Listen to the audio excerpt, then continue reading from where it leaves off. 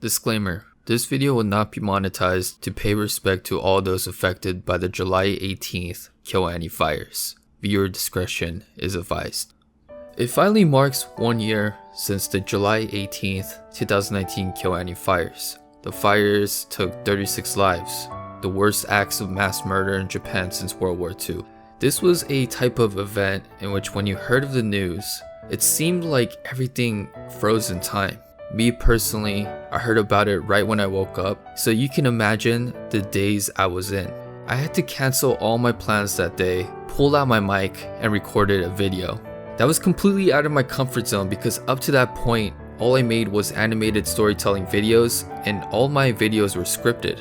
Even though I felt really uncomfortable making that video and literally broke down crying multiple times, I pushed to drop that video. I think in that whole process, it finally clicked that I should switch my content from animated storytelling videos to anime content only, because I realized it's more fulfilling to talk about other people's work in which they poured their life and soul into than talking about a demonic teacher I had in high school.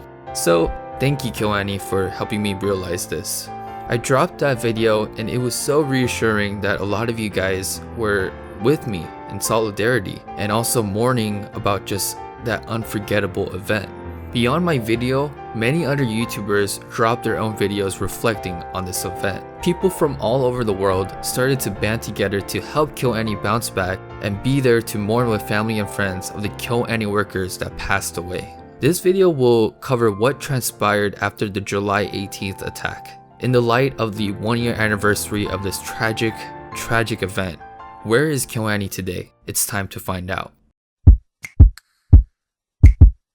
There are many key moving parts in this story, but the first thing I want to focus on is the origins of Kyoani and the days leading up to the actual fires. Kyoani had a very humble beginning, and it was truly inspiring how they were able to establish themselves as a company. It was co-founded by the married couple Yoko Hata and Hideaki Hata in 1981. The main mission of this young studio was to break the status quo. Kyoani focused their recruitment efforts to hire housewives. They did things during that time that was unheard of, such as allowing mothers to work from home, insisting on reasonable work hours from 9 to 6, and even encouraging communication between departments, which surprisingly did not happen during this time.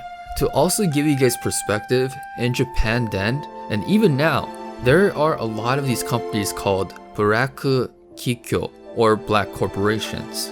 These are companies that see their workers as disposable, giving them insane work hours. One website stated that these workers regularly worked from 7 a.m. to midnight every single day with an average of 80 hours a month in overtime. And they didn't even get paid for overtime. The anime industry was notoriously known for conditions like this, and they would even pay their animators by frame. According to Anime News Network, an average of 187 yen or $1.75 per frame. Hata saw this business model and did a big middle finger against it because Kyoani decided to put all their animators on salary pay and give them benefits like maternity leave. Guys, the fact that maternity leave is a privilege in Japanese companies, let that give you guys some perspective. Well, I guess the Hata's way of running this animation studio really paid off because fast forward several decades, Kyoani blossomed into one of Japan's most successful animation studios. As a mid-sized 200 plus employee company, Kyoani was a force to be reckoned with, and they really established the Kyoani brand as one of expressive art style and magical storytelling. They produced some bangers such as Violet Evergarden, which was purchased by Netflix in 2018, and even taking on tough Japanese discourse through the 30 million Japanese box office hit Silent Voice, which tackled relevant Japanese societal topics like suicide, disabilities, and the bullying culture. Now we focus on Kyoto Animation CEO Hideaki Hata on the morning of July 18th. He was preparing for a 11 a.m. meeting with Japanese broadcaster NHK. NHK wanted to film Kyoani animators at Studio One for promotional material. Right before his 11 a.m. meeting, he met with his employees at Studio 5, another office location of Kyoani, and he received a weird phone call saying that a fire broke out at Studio 1. I didn't think much of the news, Hata recounts. Studio One was a non-smoking building, so Hata assumed a small fire set off the alarm. He then resumed with the day packed with business meetings. After his meeting with NHK, he was headed towards Studio One for the NHK promo shooting, and an ominous cloud of dark smoke came into view as he neared the studio. Something sank in his heart when that came into view, and his gut was telling him something went terribly wrong. He couldn't find parking, so he ditched his car, ran half a mile past firefighters and onlookers. He recognized some of his employees sprawled on the streets, dousing themselves in wet towels. The concerned Hata ran up to them and asked, "What is going on?" Before his employees could answer, he looked up and saw this view.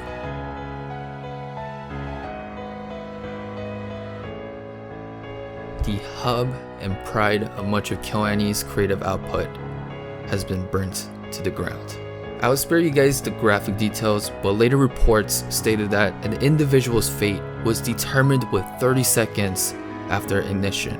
The next several hours was a blur for Hata, but he stayed at the site until 6 p.m. to console victims and help first responders with the carnage.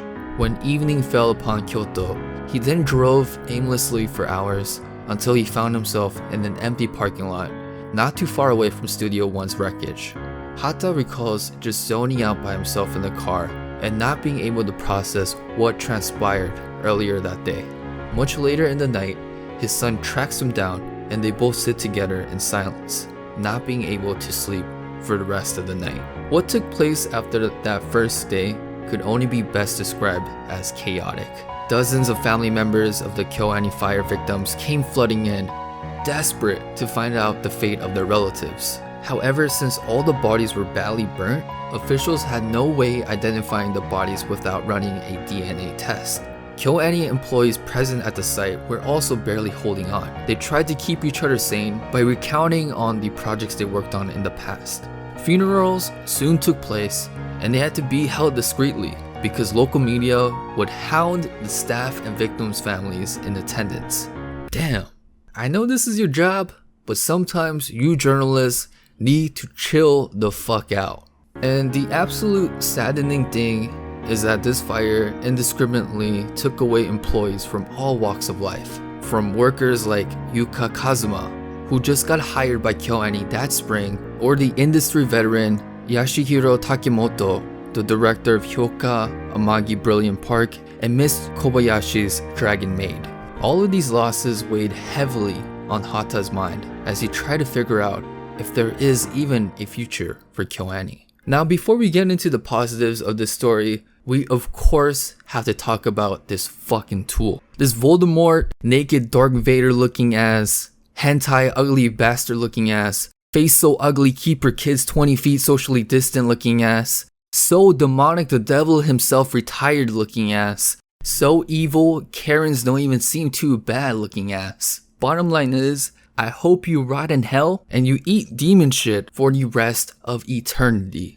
Man, I need to brush my teeth for 20 minutes and gargle with holy water for even referring to this sick bastard. On a much happier note, this naked mole finally got arrested this May after 10 months after the fires, and this was largely due to the fact that he had to recover from his burnt wounds. Now, this story is not one of despair, but a story of redemption. So I definitely want to pivot to talk about the heroes of the story. The first person I definitely want to highlight is this man right here, Daisuke Okeda, who is a well-established lawyer from Tokyo.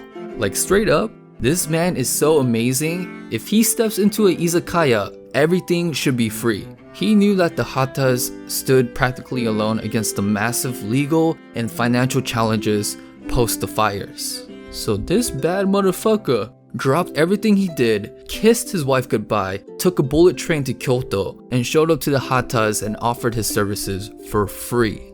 Bruh, it's like I'm reading Kingdom and like a 5-star general shows up with 10,000 troops and says, "We ready for war, my king." Well, he definitely a 5-star general because the first thing he did was he approached the local journalists covering the Kyoani fires. He told them, "If you don't back the fuck up, we ain't telling you shit." He told them, "We will give you regular updates, but don't be a Karen and mind your business.